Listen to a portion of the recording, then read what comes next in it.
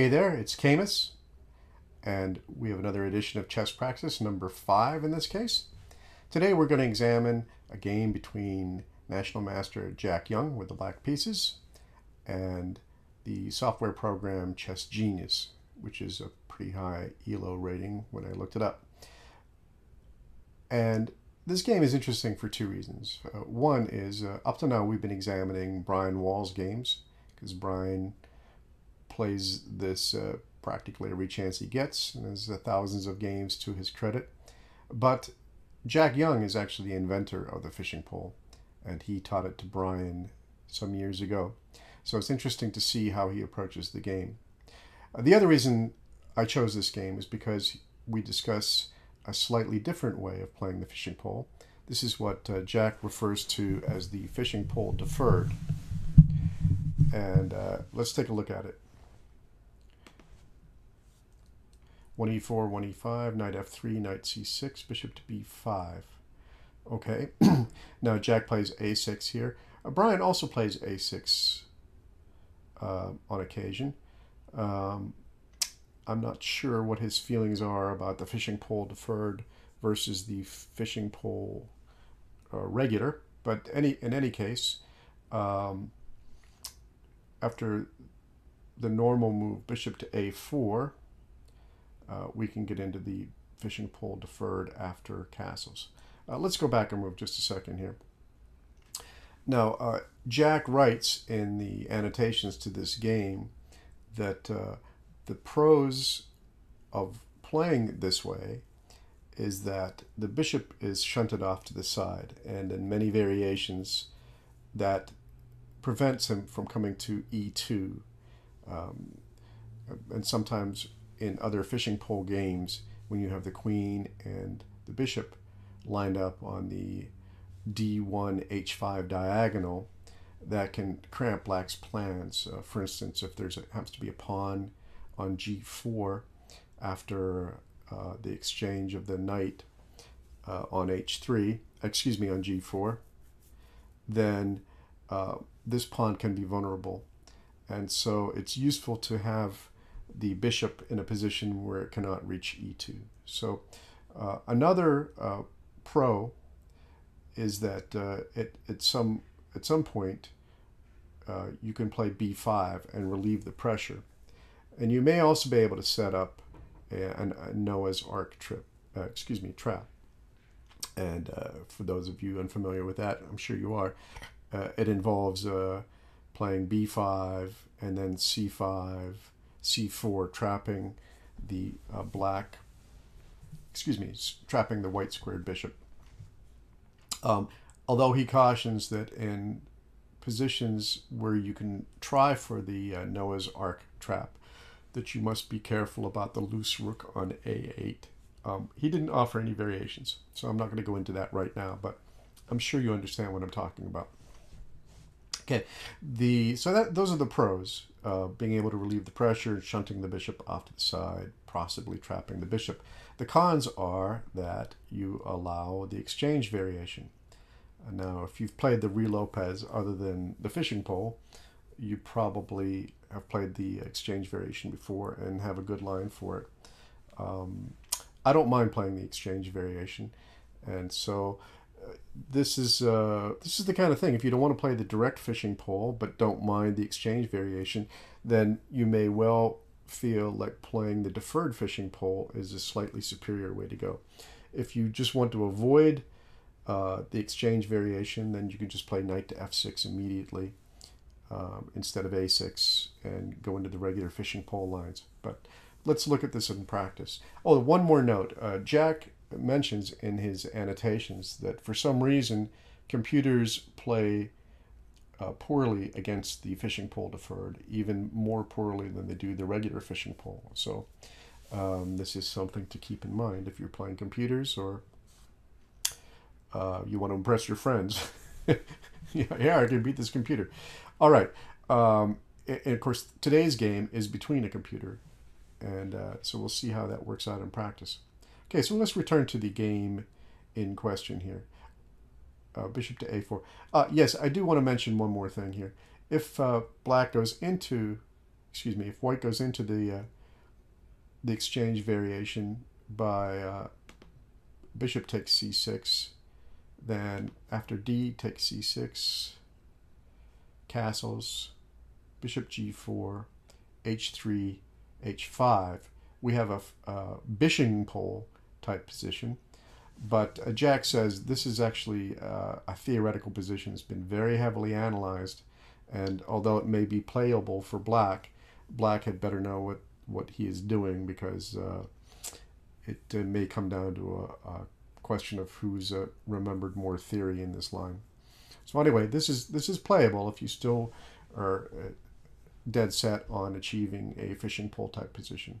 So let's return to the position after a6, bishop a4, and now we're back into the game. Knight to f6, castles, and now our instinctive response, knight to g4. In this game, the computer chose d3, but we know there are a number of moves available here. d4 we looked at in fishing pole praxis number 4, and probably it's in some other of the other fishing pole videos too. It's a very common move.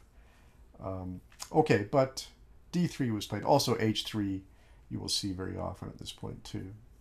In this game, Chess Genius chose d3, and the idea of this move is to not get too complicated in the center, but allowing the bishop to achieve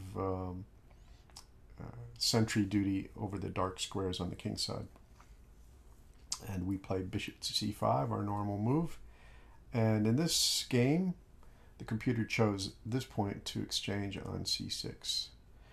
Fortunately, since we have the closed d file, it's okay to take with the d pawn. And now h3, followed by our Pavlovian response, h5. Okay, the computer chose queen to e2, and in the game, Jack played bishop to e6.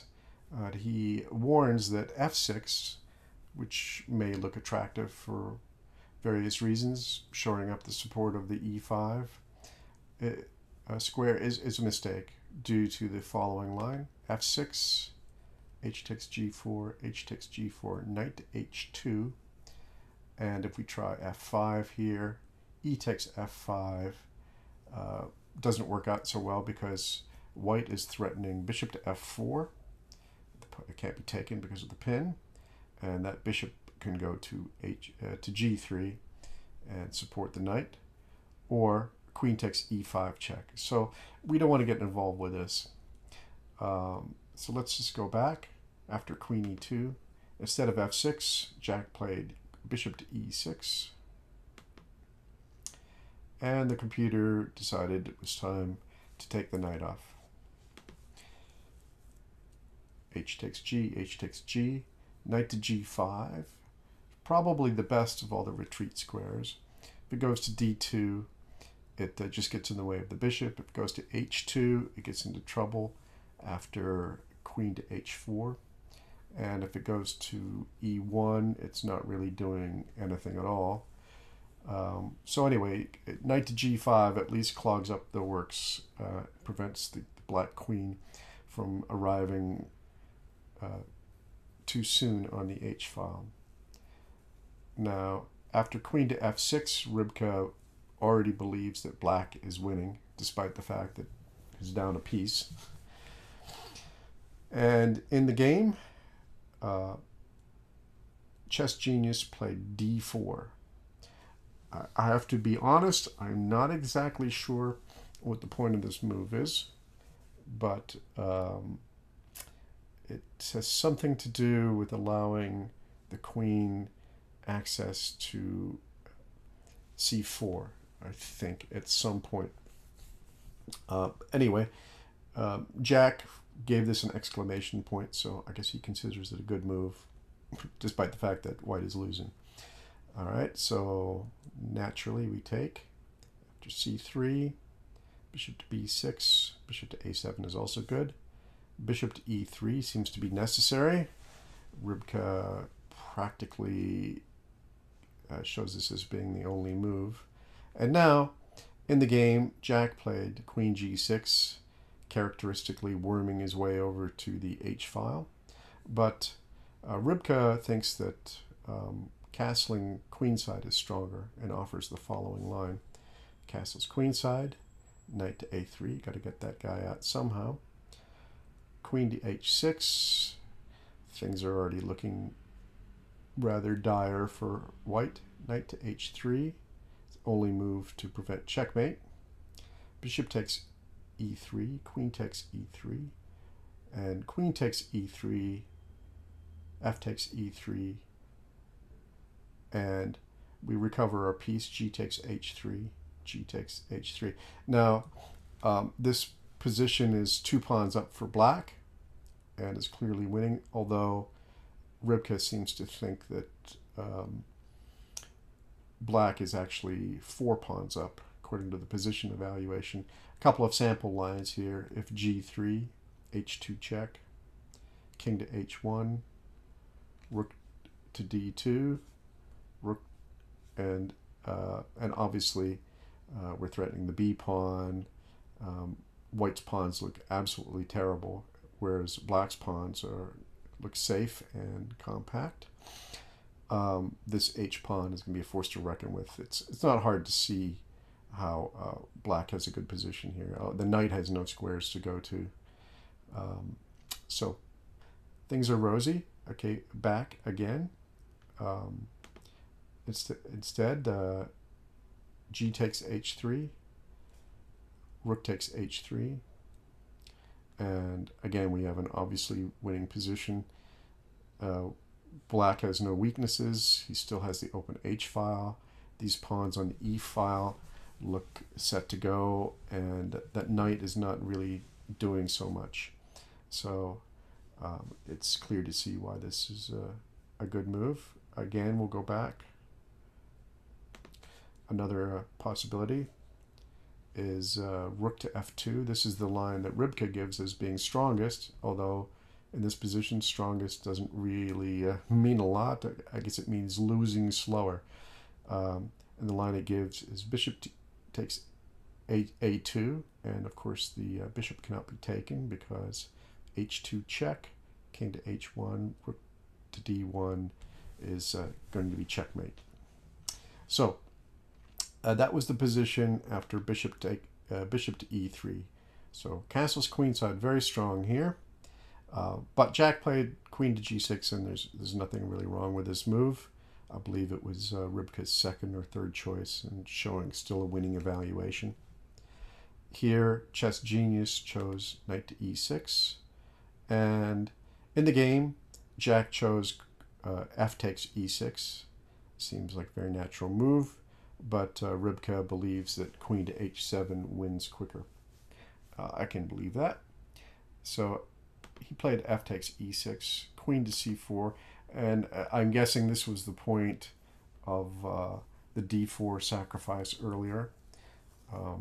Not that the queen's got a little pressure at least, but it's not enough to save the game. Here Jack castled queenside.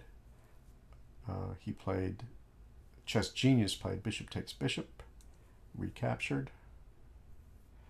Well, actually Jack recaptured, but again, queen to h6 was probably a faster win. C takes b6, rook to e1. It's really, it's hard to find moves for white here. g3, and this pawn cannot be taken. F takes g3, queen to h6 is winning. The king will be exposed on the f file as a result of this recapture. So after g3, Chess Genius played king to f1, and then b5, and now f3 is the only move to prevent mate, which is what Chess Genius played. Virtually everything else leads to quick mate in 1 or 2. The only other line that Jack gives here is queen to b4, and after g takes f2, black is winning easily. In the game after b5, he played the computer played f3, and it's probably not even necessary to go any further, but it didn't go on much longer. he took the queen. Again, queen to h7 was, he could have just played queen to h7 and been perfectly winning. But taking the queen can't be bad. King to e2, rook to h2, rook to h1. Okay, this is just sheer desperation. He's just trying to stave off the mate, obviously. And Jack took on g2, king to e1, queen to f4, f4, just throwing logs on the fire here. Queen takes f4, knight to d2, queen takes d2 check, king to f1, and rook to f8 mate. Okay, so this is just a taste. I believe there are several games of Brian's where he plays the fishing pole deferred, and perhaps I will get into some of those games at some point. Anyway, I hope you enjoyed this, and there'll be more of these to come. I'm going to basically try to do one video on every major theme or variation that I've seen, and I'll probably also do a theoretical video, as I mentioned on my last video, about the whole question of central play, how black deals with either white's d4 or c3 followed by d4, and these tend to be critical lines. Right, thanks very much. Hope you enjoyed it. We'll see you soon.